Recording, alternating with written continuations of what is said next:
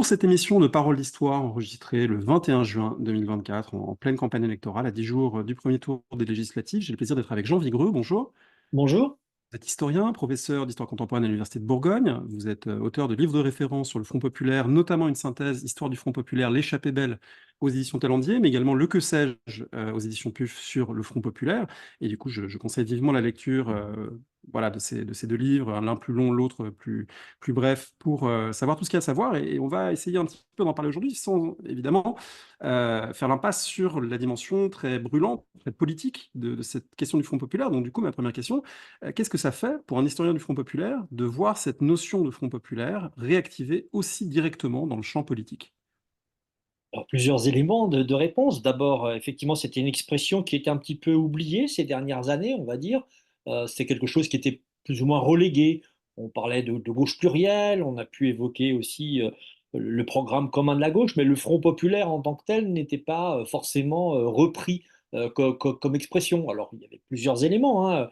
Dans les suites de mai-juin 68, les critiques on va dire, gauchiste de l'expérience du Front populaire, le fait que tout n'a pas été possible en réponse à Marceau Pivert est revenu dans les années 70 en disant bah, le Front populaire aurait pu aller un peu plus loin. Donc de ce point de vue-là, c'était plus ou moins abandonné. Ça ne veut pas dire que c'était totalement abandonné, hein, loin s'en faut. Dans des mémoires d'associations, de syndicats, le Front populaire était présent. Il y a eu une tentative à un moment donné avec, je crois, le front de gauche, hein, de reprendre le terme de front. Alors ça renvoie peut-être aussi à cet imaginaire, mais disons que cette présence au soir des élections européennes, lorsque le président de la République annonce la dissolution, c'est François Ruffin qui le premier évoque le Front populaire face effectivement à la poussée de l'extrême droite.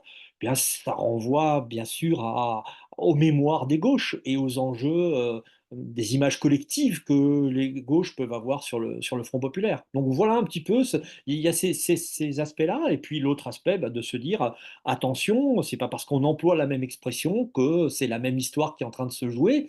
Il y a des éléments de concordance, mais il y a beaucoup d'éléments de discordance. J'ai envie de dire à titre professionnel et personnel, qu'est-ce que ça vous fait de voir cette question sur laquelle vous avez tant travaillé aussi présente? Et du coup, est-ce que ça vous fait réfléchir à quelle est la bonne parole de l'historien sur ces sujets? Comment je me positionne dans quelque chose qui est devenu une compétition électorale et qui est aussi un sujet d'étude? Alors bien sûr, on n'est pas hors de la cité. Je crois qu'il faut arrêter cette vision de la tour d'ivoire, de l'universitaire, qui serait hors de son temps, hors de sa période, hors du moment dans lequel il est. Alors, on peut avoir de l'empathie, voire de la sympathie, hein. Il n'y a aucun souci. J'assume totalement mon engagement républicain, progressiste et tout ce que l'on veut. Mais en même temps, il est toujours important de faire la part d'impartialité qui est la nôtre. Et cette part d'impartialité, elle doit éclairer.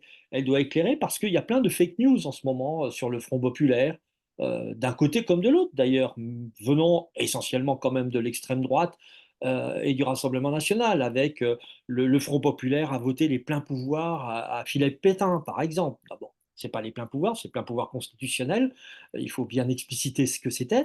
Et puis, deuxièmement, il n'y a plus de Front populaire en 40 depuis mai 1938. Donc, je pense que là, effectivement, il faut être présent. Il ne faut pas avoir peur aussi de dire ce qu'on a à dire et d'expliquer ce qui correspond à cet héritage, de voir comment le Front populaire peut être réifié d'une certaine manière, et en évitant peut-être toute nostalgie, mais en essayant de comprendre, en fin de compte, eh bien, les tenants et les aboutissants. Un, la défense de la République, c'est important, le barrage, et deux, susciter un espoir. Et quel espoir a suscité le Front populaire? Alors certes, il a suscité aussi des désillusions, mais c'est un moment très bref, très court, je dirais presque éphémère. C'est le moment 1934-1938 et qui se réalise pleinement entre 1936 et 1938, en à peine 2 ans. Bien, comment 2 années ont largement marqué la vie culturelle, sociale, politique de la France,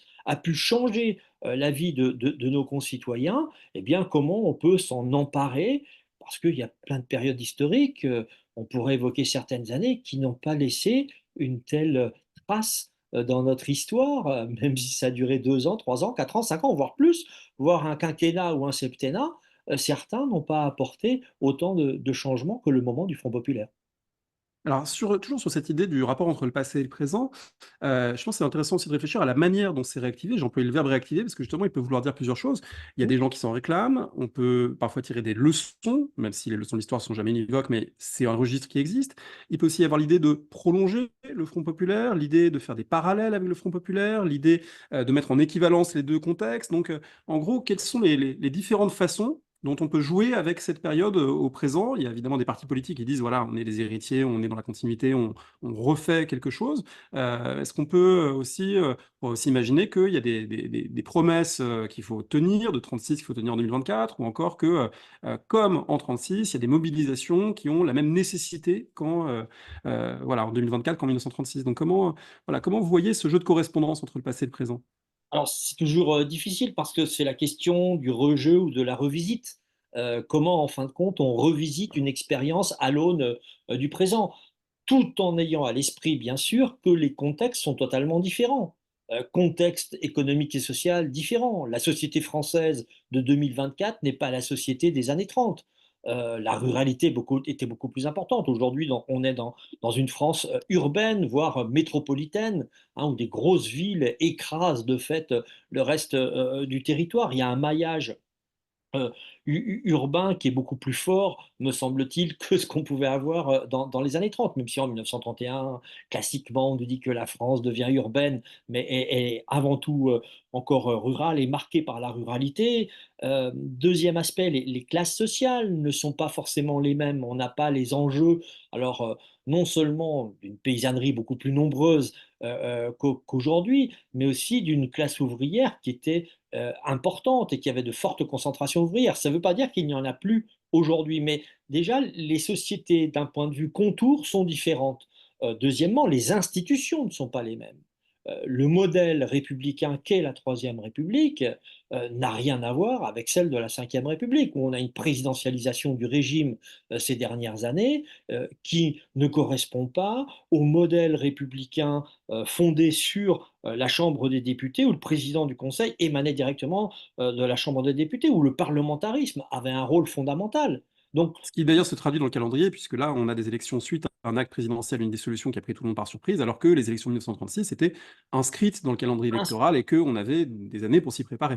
voilà, tout à fait. Donc là, on voit bien quand même ces différences. Et il y en a d'autres aussi d'un point de vue géopolitique. Bref, on pourrait quand même dresser tout un inventaire qui nous amène à dire attention à la logique du rejeu. Mais d'un autre côté, pourquoi utiliser cette expression Front populaire? Pourquoi la réactiver? Bah, la réactiver parce que, en dehors, peut-être de certaines, personnes qui ont eu, soit du rejet à l'époque du Front populaire, hein, il y a eu une haine, il ne faut pas croire que c'était quelque chose qui a été accepté. Au contraire, c'était une logique de vraiment de bipolarisation de la vie politique, alors que plutôt on avait, une tripartition ou d'autres enjeux qui pouvaient se jouer. Donc là, l'idée de ceux qui s'en réfèrent, c'est aussi de donner, espoir, essayer de susciter un réflexe, une adhésion, l'idée de montrer aussi que la République est en danger. Et ça, c'est un vieux thème dans l'histoire républicaine, qu'on l'ait depuis 1793, la République en danger, qu'on l'ait, au moment de la Commune, la République en danger. Peut-être d'une autre manière, mais en 1914 avec l'Union sacrée, tous Avec les l'affaire enjeux Dreyfus, évidemment. et bien sûr, l'affaire Dreyfus, il n'y a aucun souci, hein, avec la fondation, entre autres, de la Ligue des droits de l'homme, qui a un rôle fondamental pendant la période du Front populaire, c'est-à-dire 34-38, de défense des libertés fondamentales et du modèle républicain. Eh bien, tout ça, peut-être, participe, je dirais, de ce rejeu, de cette revisite. Mais est-ce que c'est continuer? Je ne sais pas. En tout cas, c'est vouloir s'inscrire dans les grandes heures ou la geste quasiment racontée par les gauches sur le Front populaire. Alors, c'est plutôt ce réflexe d'adhésion qui est provoqué, me semble-t-il, par l'expression, mais qui en même temps donne sens par rapport, ben, je suis désolé de le redire comme ça, mais l'extrême droite est aux portes du pouvoir et avec des valeurs qui ne sont pas forcément solubles dans la République. Il y a des choses quand même qui sont avancées dans les projets, dans les programmes, où là, l'universitaire, l'intellectuel, ou je ne sais pas comment dire, le médiateur de savoir ou le passeur de savoir, doit aussi intervenir dans la cité. On n'est pas hors de son époque. Pour prolonger un petit peu, si on joue, voilà, au jeu des ressemblances, des différences, notre collègue, Claire Andrieux a accordé un entretien au Monde dans lequel elle évoque, voilà, le Front populaire comme référence et en soulignant aussi des différences. Il y a un point qui me paraissait intéressant, important dans ce qu'elle disait, qui est, le constat d'un rapport au collectif qui n'est plus du tout le même que dans les années 1930 où, adhérer à un syndicat, adhérer à un parti pouvait être un phénomène de masse et voilà, conduire vraiment à des formes de solidarité et de collectif qui sont radicalement différente à l'ère de l'individualisation, des réseaux sociaux, d'un rapport à la politique très différent. Qu'est-ce que vous pensez de cette idée?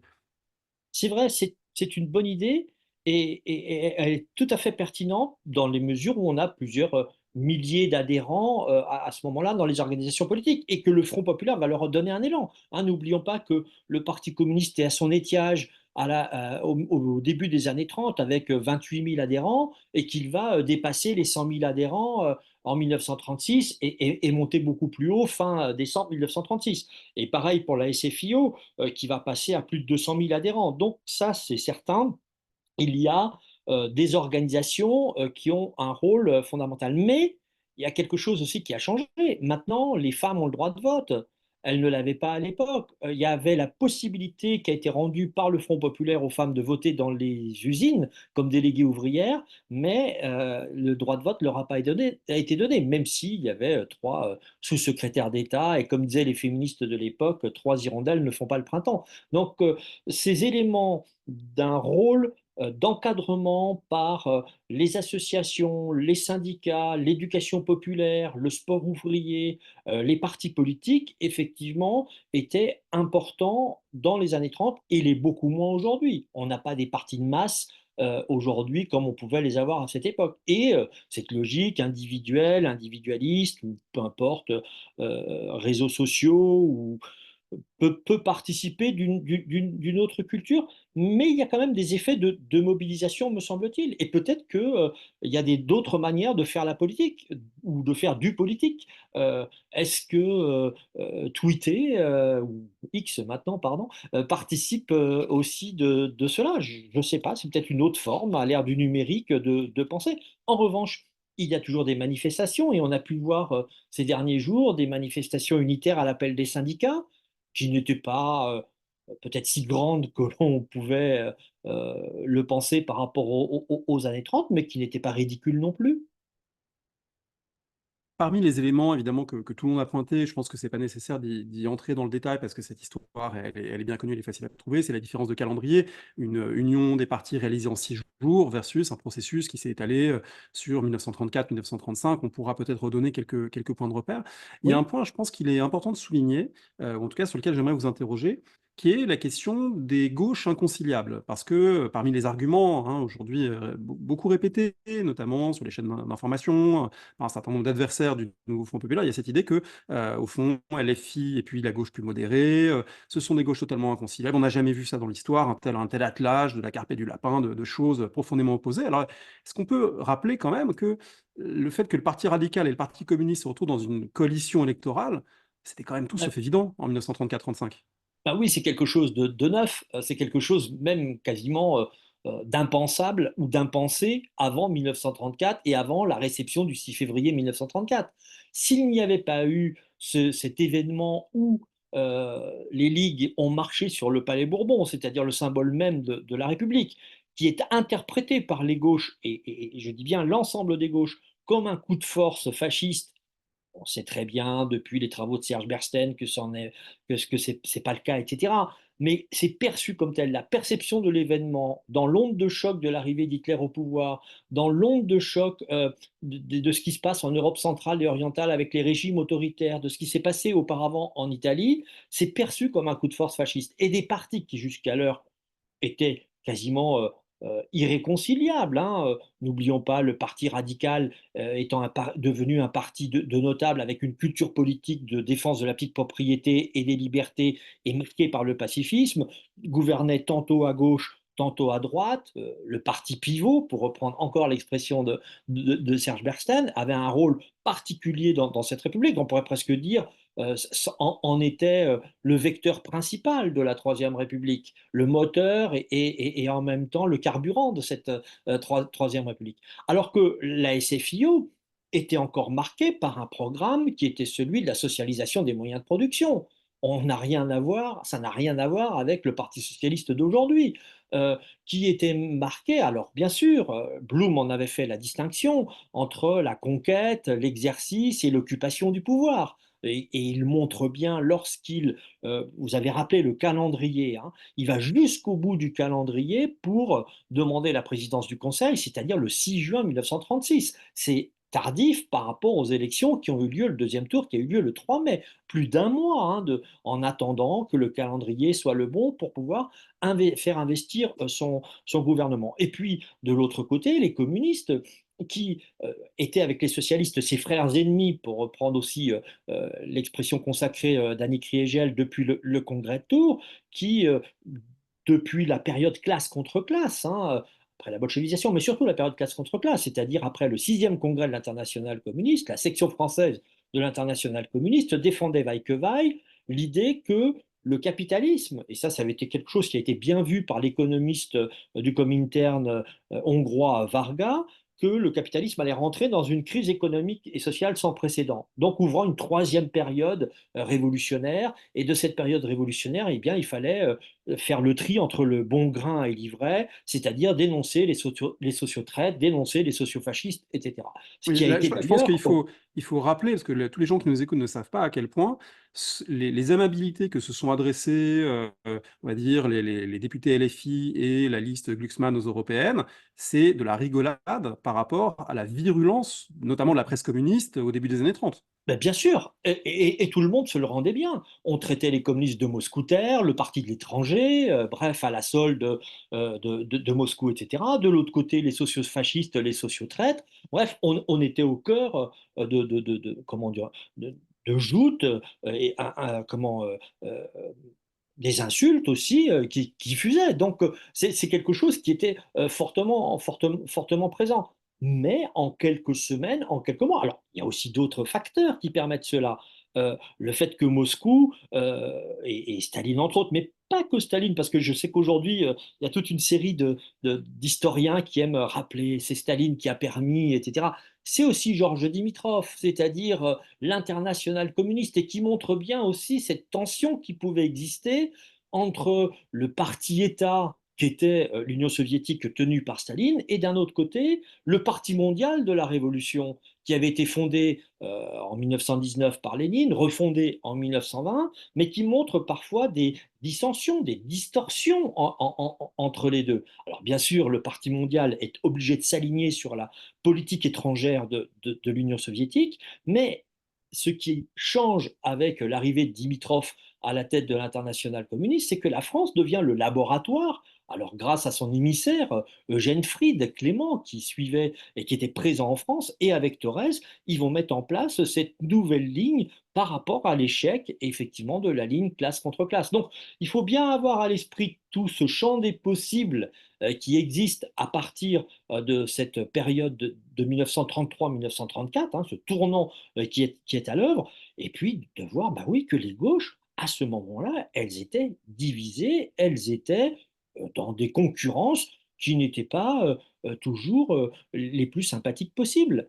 Mais que face à un danger suprême, comme je le disais tout à l'heure, face à la République est en danger, donc il faut savoir s'unir et dépasser les divergences pour aller dans un même but. Et là, c'est quelque chose qui est important. Alors ça ne veut pas dire pour autant que sur toute la période, il n'y aura pas toujours des dissensions, il n'y aura pas toujours des querelles d'appréciation du moment. Mais le Parti communiste ayant choisi et choisissant la République, eh bien, va intégrer véritablement la nation à partir de ce moment-là, non seulement dans son discours, non seulement dans son référentiel, le fameux discours de Duclos, le drapeau bleu-blanc-rouge rejoint le drapeau rouge, la Marseillaise, l'international, bref, reprenant à son compte le modèle républicain qui, jusqu'alors, c'était pas sa culture, il se voulait en opposition, il en appelait à la République des Soviets hein, en 1933 et encore en 1934. Donc la logique de changement, la logique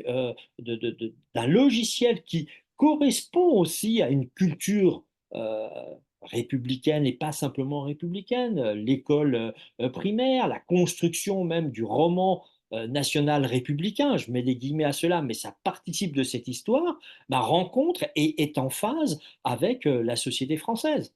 Et ça, c'est quelque chose qu'il faut avoir à l'esprit, parce que oui, là aujourd'hui, on parle de gauche irréconciliable, d'une gauche de gouvernement, d'une gauche qui ne serait pas de gouvernement, on parle même d'extrême gauche. Moi, je suis quand même, des fois, on se dit, mais les commentateurs devraient vérifier les noms. Quand on regarde le programme de LFI, comparons-le au Parti socialiste des années 60, 1970 et 1980. J'ai pas l'impression qu'il soit plus à gauche que ce programme-là. C'est-à-dire qu'il faut regarder aussi les cultures politiques sur le temps long. Peut-être que c'est une manière de disqualifier, dire d'extrême gauche. La seule extrême gauche que l'on peut voir à ces élections et qui sera présente partout sont les candidats lutte ouvrière. Et là, il y a évidemment un télescopage entre l'histoire longue des étiquettes politiques et des orientations politiques, et puis la droitisation aussi du champ, notamment éditorial et médiatique, hein, qui produit des effets de classement qui ne sont pas des effets scientifiques, mais qui sont des effets voilà, politiques, polémiques. On connaît cette logique-là, et d'ailleurs, cette émission, elle vise aussi un petit peu à aller à l'encontre de ça, ou en tout cas à faire entendre une autre façon d'envisager les choses. Euh, un élément qui me paraît intéressant aussi, c'est que, vous l'avez rappelé, François Ruffin a lancé cette idée de Front populaire, mais avant lui ou en même temps que lui, on a lu plein d'anonymes dire bon, ça suffit maintenant, arrêtez de vous engueuler, il y a une urgence, il faut s'entendre, etc. Et en 1934, il y a à la fois ce que vous avez rappelé, c'est-à-dire des accords au sommet et des verrous qui sont levés, notamment du côté communiste avec l'adoption de cette ligne antifasciste, unité d'action, etc. Mais il y a aussi ce mouvement à la base qui Eh conduit oui, à une convergence dans la rue. Et j'ai l'impression que toute proportion gardée, on assiste un petit peu en 2024 à ce double phénomène, c'est-à-dire qu'il y a aussi bien des accords au niveau des appareils qu'une volonté assez nette parmi des gens de gauche de dire, bon, on n'a plus le temps finalement d'être dans des camps opposés alors qu'on a une priorité commune. c'est tout à fait ça. C'est-à-dire qu'il y a un double mouvement. Il y a un mouvement au sommet des organisations qui existent toujours, même si elles n'ont pas le même poids qu'elles pouvaient avoir dans les années 30. Et puis, il y a le mouvement à la base. Et en 36, enfin 34, pardon, 36, ça s'est joué comme ça. Ça a été le fameux printemps des comités, comme le disait mon collègue Gilles Vergniaud, c'est-à-dire comment vont se mettre en place les comités de rassemblement populaire entre février-mars 1934 et jusqu'à l'été 1934, et même encore au-delà, jusque pour avoir l'apothéose et véritablement le baptême du Front populaire, le 14 juillet 1935, renvoyant à l'histoire nationale, à l'histoire républicaine, renvoyant aussi au serment que l'on faisait sous la Révolution française, puisque ce 14 juillet 1935, c'est le serment de la dissolution des ligues factieuses, etc. Mais il n'y a pas simplement la grande manifestation populaire importante à Paris au stade Buffalo, avec les prises de parole, Ligue des droits de l'homme, enfin toutes les organisations qui faisaient partie du Front populaire, hein, quasiment une centaine d'organisations. Donc ça veut bien dire que ce n'est pas simplement des partis politiques, hein, c'est beaucoup d'éléments qui encadraient les masses, comme on pouvait le dire à l'époque, dans le cadre d'une libéralisation politique, Ligue des droits de l'homme, Sport ouvrier, FSGT, CGT réunifié, etc. Et de l'autre côté, à la base, comment ça se joue? Eh bien, à la base, c'est comité de rassemblement populaire. On a souvent quelqu'un de la Ligue des droits de l'homme, on a souvent quelqu'un de la CGT. Et puis les partis arrivent, ils vont suivre petit à petit, mais ils sont emmenés à la base. Mais cette chose-là, c'est ce qui a fait le serment, le mortier de l'unité et que ça a fonctionné.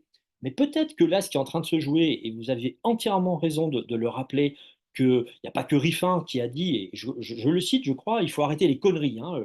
En direct, comme ça, il a employé ce mot pour secouer les esprits et tout, mais on l'a quand même vu dans les dernières élections présidentielles depuis deux élections, des gauches qui étaient divisées, l'électorat choisissait un candidat pour essayer de l'avoir au second tour, de ne pas revivre en permanence un candidat de centre droit ou de centre ou de droite ou peu importe face à l'extrême droite.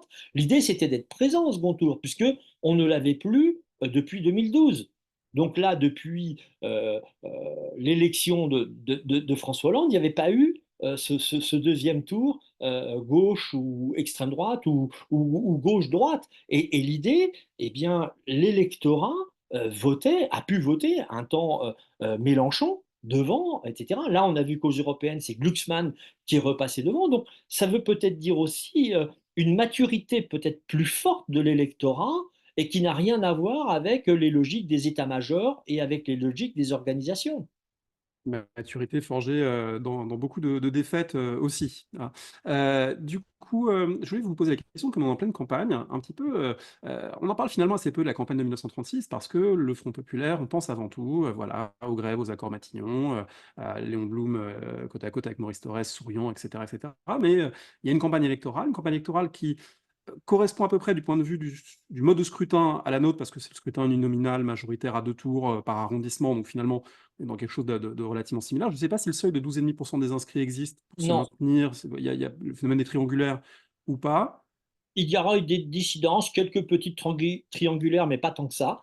En Voilà. revanche, ce qui va se jouer, ce qui se joue, c'est que la campagne, elle se fait sur un programme assez court, hein, pareil, comme le programme qui a été fait là en 5 jours.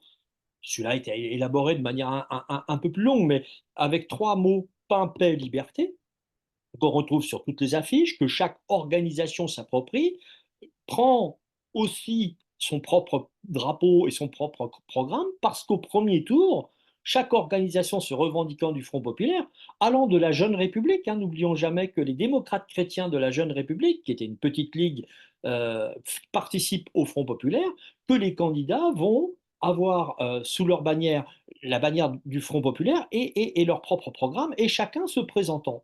Et ce qui Voilà, ce qui veut va... dire que c'est fondamentalement différent. Il n'y a pas à attribuer des circonscriptions en disant un candidat unique dans Non, 577 endroits, comme ça a été le cas là, ce qui évidemment provoque des frustrations, des dissidences, des conflits, voire des purges avec beaucoup de guillemets. Bon, voilà, on a suivi tout ça. Là, tout le monde y va en ordre dispersé, mais en tout, sachant qu'on se retrouvera. mais en sachant qu'on se retrouve au second tour. C'est-à-dire que le candidat le mieux placé portera les couleurs des gauches et du Front populaire, ou du Rassemblement populaire, mais on reprend le terme de Front populaire, au second tour.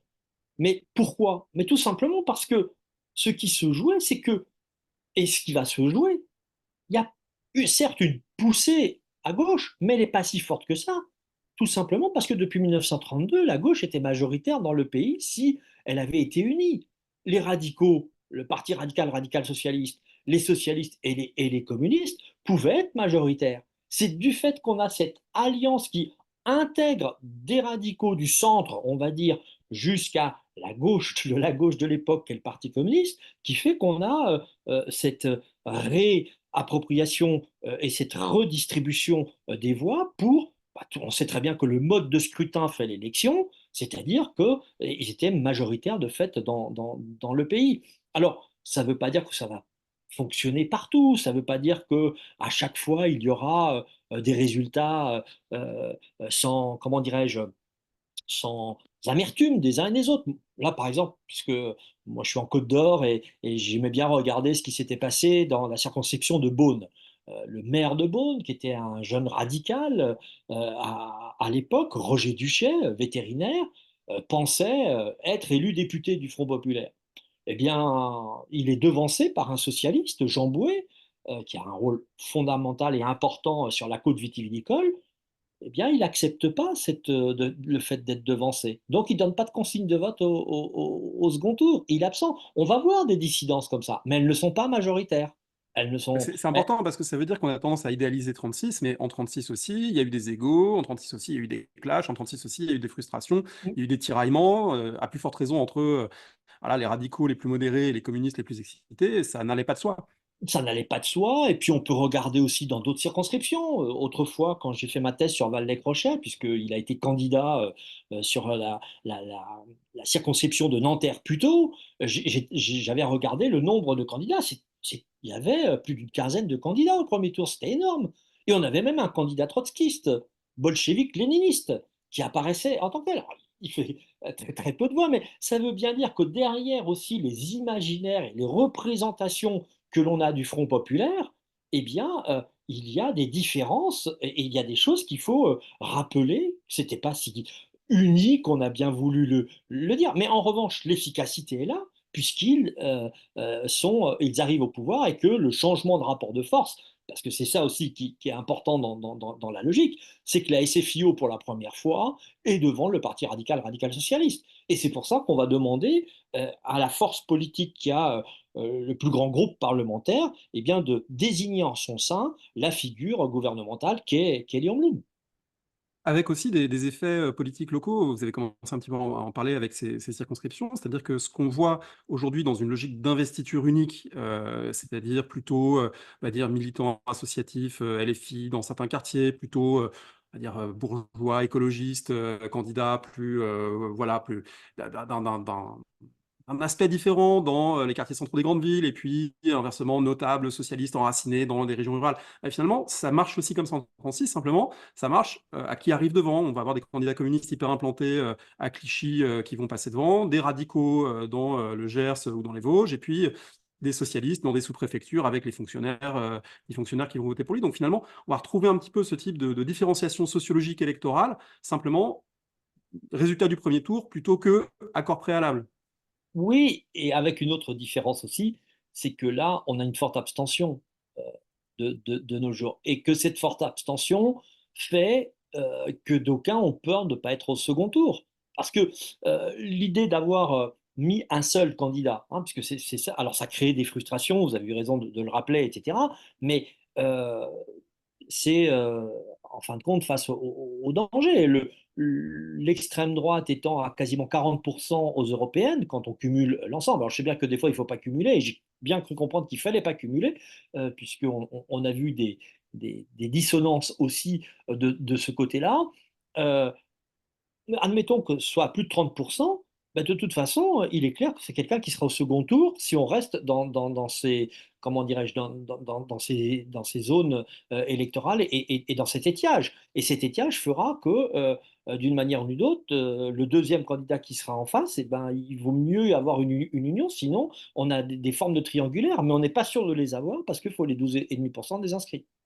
Et ça, Alors, c'est peut-être cette leçon, cette maturité. Alors sur le moment, on ne peut pas le, comment dirais-je, le mesurer, le sentir, et peut-être que ce qu'on est en train de dire là sera complètement balayé dans 10 jours, le dimanche soir du 30 juin. Je ne sais pas du tout. Hein, on n'est pas du tout devant, parce que c'est quand même une situation exceptionnelle, c'est quand même quelque chose d'impensé et de jamais réalisé, même sous la Ve République. Il n'y a jamais eu de dissolution comme ça après une élection qui était faite quand même pour les européennes, qui avaient une conception autre et qui, toute la campagne, a été faite, en fin de compte, non pas sur l'Europe, mais sur des enjeux nationaux et sur des enjeux, enfin, aussi bien du côté des oppositions que du côté du gouvernement et de la présidence de la République. Donc, cet effet euh, surprise et même de déflagration amène aussi à prendre ses responsabilités. Et la responsabilité, me semble-t-il, était de dire bah, un seul candidat, candidat unique. Euh, voilà. il me semble que l'actuel nouveau Front populaire concentre, sans surprise évidemment, l'hostilité de ses adversaires politiques, l'hostilité d'une partie des médias, l'hostilité voilà, d'une partie de l'opinion.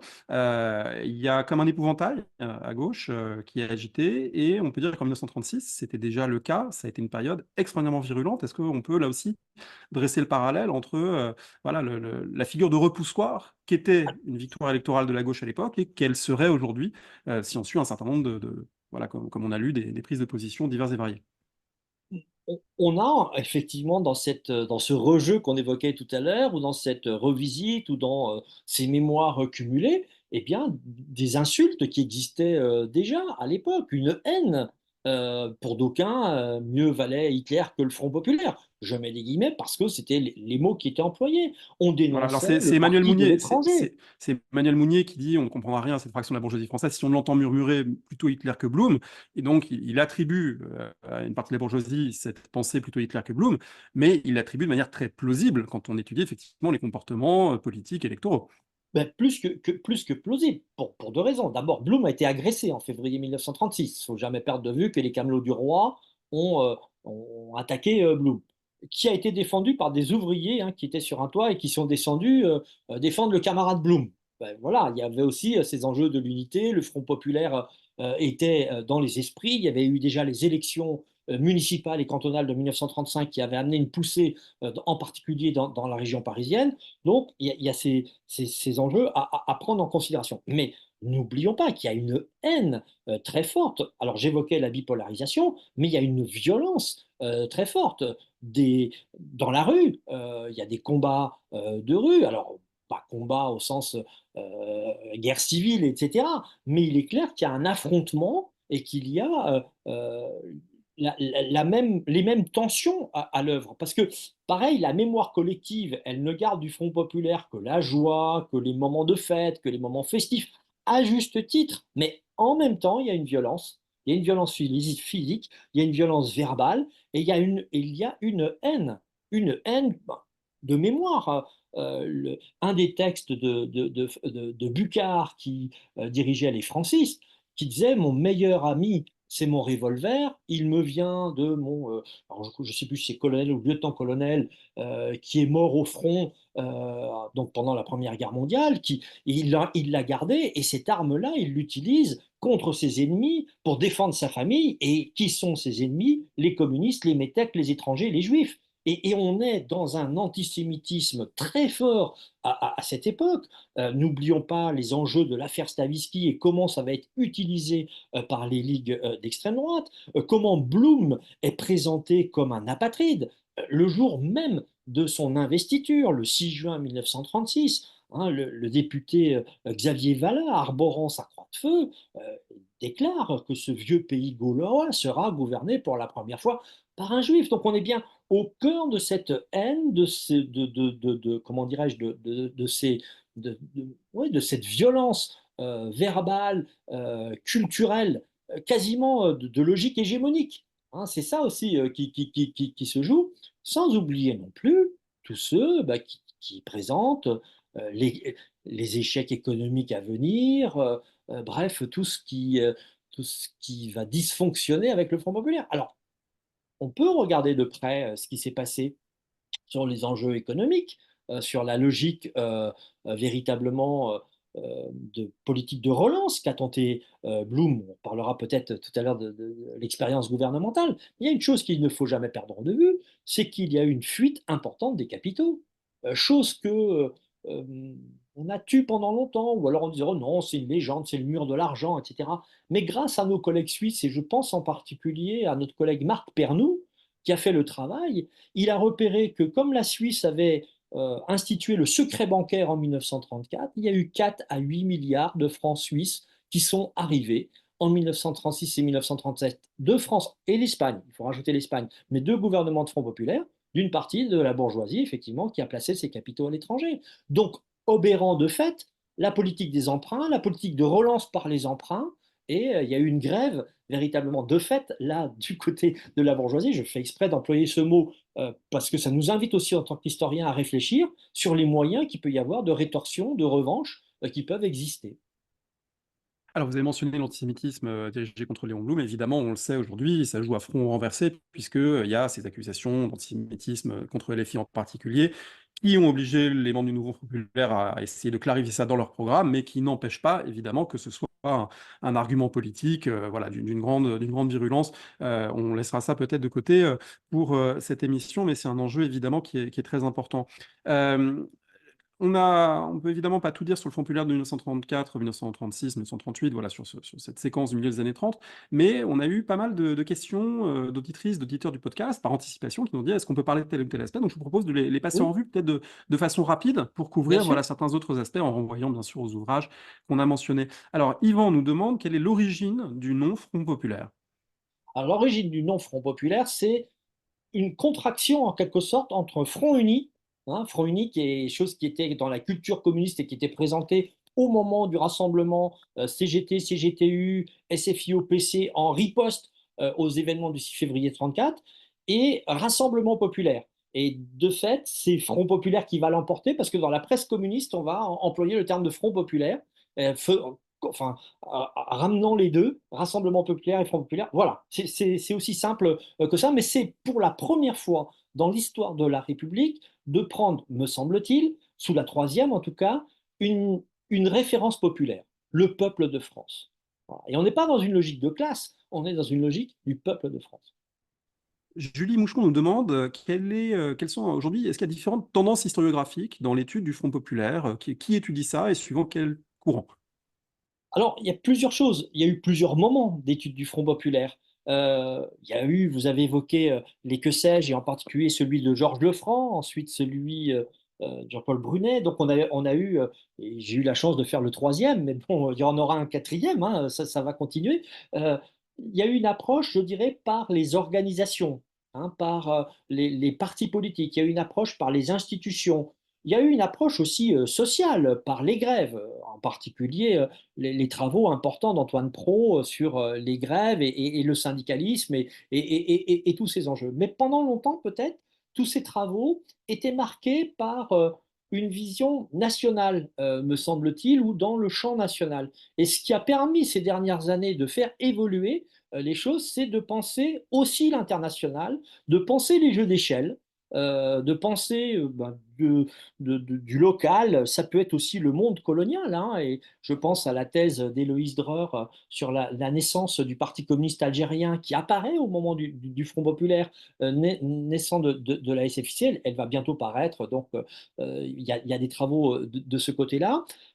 Donc de penser l'international, de penser le Parti mondial de la Révolution, et là Serge Volikov l'avait fait il y a quelques années, mais de regarder non pas simplement ce champ ouvert par l'international communiste, mais de le comparer avec le New Deal de Roosevelt. Et il me semble, enfin, Georges Boris connaissait bien les travaux qui se faisaient de Keynes et pouvait être l'intermédiaire avec Bloom et nous permettant de voir cela. Mais pourquoi pendant longtemps on ne le faisait pas? D'abord parce qu'on était enchâssé dans une histoire nationale et on ne faisait pas d'histoire transnationale comparée, enfin bon, peu importe, ou mondiale du Front populaire. Et puis on n'avait pas les archives. Il y a aussi quelque chose de fondamental, c'est que toutes les archives, il ne faut jamais le perdre de vue, de l'entre-deux-guerres, ont été confisquées par les nazis en 1940. Là, je renvoie aux travaux de Sophie Curé sur les archives spoliées, et elles ont été doublement spoliées, puisque après que les nazis les aient récupérées en 40 pour lutter contre ceux qui auraient pu être leurs opposants, résistants, etc. Il ne faut jamais perdre de vue les usages des archives, des renseignements généraux avaient été saisis, des ministères, celle de Léon Blum qui avait été saisie. Elles se sont retrouvées à Moscou après 1945 et elles ne sont revenues qu'en France qu'au début des années 2000.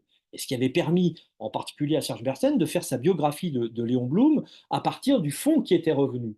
Et pour nous aussi, les historiens, maintenant, ces archives, elles sont revenues, elles ont été classées. En particulier, j'avais eu la chance à Dijon de diriger une ANR, l'ANR Paprika, on avait mis en œuvre l'idée de rassembler d'un côté les archives du Comintern concernant la France et de l'autre les archives de surveillance de police. Et concernant les archives de surveillance de police, ce qu'on avait fait qui était me semble-t-il intéressant, c'est de renouer la fameuse série F7 avec les fonds de Moscou. Et les archives nationales ont fait ça, et c'est très intéressant parce que ça nous a permis d'avoir des choses qu'on n'avait pas jusqu'alors. Donc de reconnecter tout ça. Donc voilà les évolutions historiographiques. Et puis les autres, ben oui, c'est de regarder aussi le Front populaire dans un jeu d'échelle, par en bas. Dimitri Manessis a fait une thèse sur les secrétaires régionaux du Parti communiste dans les années 30 pour montrer en fin de compte comment des gens qui étaient forgés dans une culture de classe contre classe, bolchevisée, avec une culture sectaire, eh bien acceptent ou n'acceptent pas le Front populaire et puis se retrouvent à gérer un parti de masse. C'est-à-dire, c'est plus 10-15 adhérents qu'on a dans la cellule, mais c'est qu'on est obligé de créer d'autres cellules. C'est-à-dire que là, il y a quelque chose qui change de jeu d'échelle et qui change d'événement. Ça peut être aussi concernant le Secours rouge international. Je pense à la thèse de Corentin Lahu qui, lui, a travaillé en fin de compte sur les solidarités dans les Asturies à partir de 1934 et qui permet cela. Bon, il y a plein d'autres sujets, mais on est au cœur d'un renouvellement et de toute façon, l'historiographie évolue. Hugo Bolorinus nous demande comment le gouvernement Blum a apprécié la menace du nazisme. Alors, il y a plusieurs choses, il y a plusieurs éléments. On sait tout d'abord, bien sûr, la logique, c'est une alliance antifasciste. J'ai évoqué tout à l'heure le fait de la non-intervention en Espagne, puisque 3 semaines après l'arrivée de Blum au pouvoir, ou 5 semaines, pardon, 5 semaines, après l'arrivée de Blum au pouvoir, il y a le prononciamento, le coup d'État de Franco. On ne revient pas là-dessus, mais et c'est quand même dans les archives de Blum, on le voit bien, la déchirure qu'il a. J'ai fait un programme sur la paix et je dois faire la guerre. Et ça, c'est impossible. En revanche, face à Hitler, quand il y a le réarmement, on réarme la France. Contrairement à, pareil, un mythe classique qui est véhiculé, du style le Front populaire, c'était la paix, donc ils n'ont pas réarmé. Une partie d'ailleurs de l'aviation d'armement est nationalisée, des logiques de l'armement sont nationalisées pour un effort de réarmement. N'oublions pas qu'en 1939, la France a plus de chars, a plus d'avions que l'Allemagne nazie. Ce n'est pas une Et question. plus de vieillards dans les armées. Mais ça, c'est peut-être un autre Mais ça, problème. c'est autre chose. C'est pas simplement les vieillards dans l'armée, c'est plutôt l'état-major qui a une conception arriérée de la guerre qui n'est pas celle de la guerre moderne et contemporaine. Le seul à l'avoir compris, hein, c'était le général de Gaulle avec sa contre-offensive des chars dans les Ardennes. Mais ça existait. Donc, c'est faux de dire que le Front populaire n'avait pas réarmé. Bon, voilà, rapidement par rapport à Hitler. Il y a une chose que j'aimerais dire quand même encore par rapport à Hitler. Il faut jamais perdre de vue que dès l'arrivée d'Hitler au pouvoir en 1933, la mise en place de la Gestapo, il y avait une surveillance de tous les réfugiés anti-nazis, de tous les réfugiés qui avaient quitté l'Allemagne par la Gestapo en France. Et ça, on le sait aujourd'hui parce qu'il y a pas mal d'archives. Alors certes, elles font partie des archives trophées qui sont à Moscou. Et moi, je ne pense pas qu'on les reverra avant 10, 15, 20 ans maintenant. Mais il y a eu des inventaires qui avaient été faits et on avait pu les consulter. Et sur le RGASPI, donc le site des archives russes, il y avait une partie de ces archives de la Gestapo concernant la France, concernant tout ça, qui sont en ligne. Alors, on peut encore les voir, les consulter, les télécharger, mais à ces risques, puisque aller sur des sites russes, en ce moment, c'est peut-être pas trop l'intérêt du chercheur. On a encore deux questions. Oui. Karine qui nous demande quelles sont les grandes positions du Front populaire sur l'école et comment les mesures scolaires de Jean Zay en particulier ont été acceptées par la société. Alors ça, c'est un grand moment, là encore, populaire au sens démocratisation. On rallonge les études à l'âge de 14 ans déjà, hein. Avant, c'était l'âge obligatoire, c'était 13 ans. Donc là, il y a une année de rallongée. Il y a tout un effort de démocratisation de l'enseignement. Alors qui ne va pas jusqu'au bout, on en est entièrement d'accord, mais c'est un moment éphémère, mais qui met en route quelque chose qui change dans la Troisième République, parce que jusqu'alors, c'était fondé sur les lois Ferry, qu'on sacralise. Je sais bien, aujourd'hui, on aime bien évoquer la laïcité, évoquer tous les enjeux d'une école publique, gratuite, laïque, obligatoire, etc. Mais sauf qu'elle maintenait quand même le peuple à l'école primaire. Et là, l'idée, c'était d'ouvrir aussi au secondaire et d'ouvrir ce qui se joue après 1945 et tous les enjeux de la démocratisation. Il y a ce premier aspect. Deuxième aspect, des cantines scolaires. Et c'est pas que Jean Zay, hein, c'est aussi Cécile Brunschvicg, c'est Suzanne Lacorre qui vont avoir un rôle fondamental dans cela, de prendre la question aussi de bien nourrir les élèves, d'avoir un espace particulier. Et puis troisième chose, qu'il ne faut pas perdre de vue dans une innovation pédagogique, la radio à l'école. C'est-à-dire qu'on pouvait avoir des émissions radio à l'école et faire découvrir la musique, les concerts à des enfants, les ouvrir. Et là, c'est quelque chose de fondamental. Donc, il y a de ce point de vue-là un champ des possibles, une ouverture au moment du Front populaire qui se referme très vite, mais dont la parenthèse est réouverte avec le CNR et le Conseil national de la résistance et la mise en place du tripartisme, la quatrième République, et après encore. Mais ça, c'est pour moi, c'est fondamental. C'est bien d'en parler parce que c'est vrai que dans la période que nous vivons avec le péril d'une extrême droite proche du pouvoir, il y a évidemment des enjeux qui sont des enjeux sociaux, des enjeux de xénophobie, des enjeux internationaux qui sont très lourds, mais les enjeux culturels sont pas négligeables non plus. On sait ce que ça voudrait dire une extrême droite au pouvoir parce qu'elle, dans les mairies qu'elle a gérées, elle l'a montré, bah, c'est la mort de la vie associative, de la vie culturelle, de la démocratisation culturelle. Donc ça fait partie des enjeux qui me semblent ne pas être devoir négligés non plus ou même d'un dans la service, période. ou même d'un service public de l'information, hein, puisque tout devrait être Absolument. privatisé, etc., dans les mains de Ah, Bolloré. absolument. Alors, on a une dernière question de Coralie Mailleux qui demande, et donc ça va nous permettre de boucler la boucle et de reparler des rapports entre le politique et le social. Elle dit, on dit souvent que les avancées sociales obtenues lors du Front populaire sont dues non pas à la volonté et l'action du gouvernement Blum, mais plutôt aux grèves et à la pression exercée par elle. Qu'en pense Jean Vigreux? Ah ben, ce que j'en pense, ben, d'abord, c'est une très belle question parce que il est clair, et je l'ai dit tout à l'heure, que Léon Blum attend le 6 juin pour installer son gouvernement. Mais que pendant toute cette période, il y a les grèves. et que face aux grèves, il discute avec la CGT, qui s'est réunifiée. Il discute aussi avec le patronat, la Confédération générale de la production française.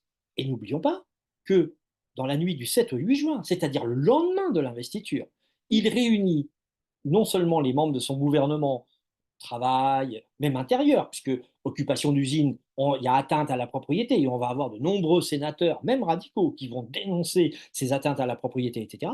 Qu'est-ce qu'il fait? Il donne à l'État un rôle régulateur, de négociateur. D'un côté, le patronat, de l'autre côté, le syndicat et le gouvernement, et on met en œuvre les accords Matignon. Mais ces accords Matignon, après, il faut qu'ils soient signés au niveau local.